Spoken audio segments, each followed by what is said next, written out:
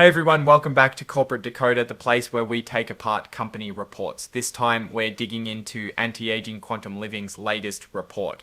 Get ready because it's a bit like trying to find the fountain of youth in a financial statement. There are a lot of promises, but the results might be, well, let's just say not quite immortal. Scroll. Table of contents that sticks. Scroll. We're talking about their financials, their plans for the future, and most importantly, what it all means for you as an investor. Alright, so what is Anti-Aging Quantum Living? Basically, they're in the health and wellness space, aiming to help people live longer and better. The company was originally started in 2014. It has changed its name to Anti-Aging Quantum Living just last year, and it has various subsidiaries across the globe from the British Virgin Islands to China. First things first, let's dive into the numbers. We're talking about their balance sheet, which is like a snapshot of what they own and what they owe. As of the end of the year, they had about $1.6 million in total assets. Of that, most of it is in non-current assets, or assets that would not be converted to cash in 1 year, things like property and equipment and operating lease assets. Their cash on hand was around $200,000. Now, when you look at their liabilities or what they owe, it tells a slightly different story. They had around $2.5 million in total liabilities, and most of those are non-current.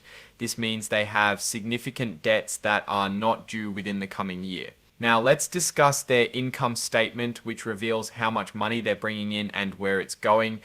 For the last 3 months of the year, they managed about $154,000 in revenue, and the majority of the revenue actually comes from technical operation support, which we will talk about in a moment. But here is the key to understanding that revenue. Their cost of revenue is only about $5,000. However, the company is losing quite a bit of money. From operations, a little under $200,000. They reported a net loss of around $130,000 for the quarter. That loss was reduced by about $70,000 in other income, which mainly comes from a one-time subsidy for their business renovations. Zooming out to the full year, the company managed about $530,000 in revenue, with operating expenses totaling over $1 million, driving up losses from operating activities to over $600,000. The largest revenue stream was from technical operations support. What about cash flow?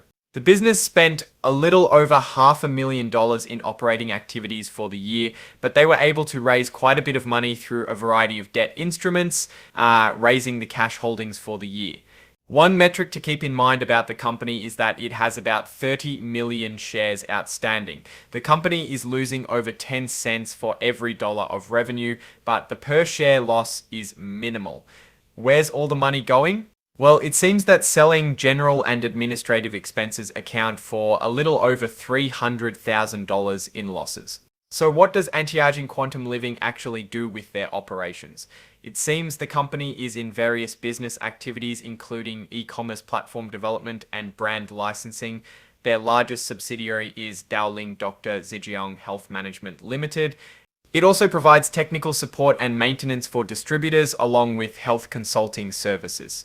It seems most of the business activities for now are conducted through its subsidiaries, not itself. Another thing to consider is that in this year alone, the company has started 5 new subsidiaries to operate the Dowling Doctor brand. It is very important to note that the company acknowledges that there was over $25,000 in impairment losses from assets. Now, leadership. There's been a change in control, shifting ownership to Mr. Barry Wan, who was appointed as the new Chief Executive Officer and Chief Financial Officer during the year.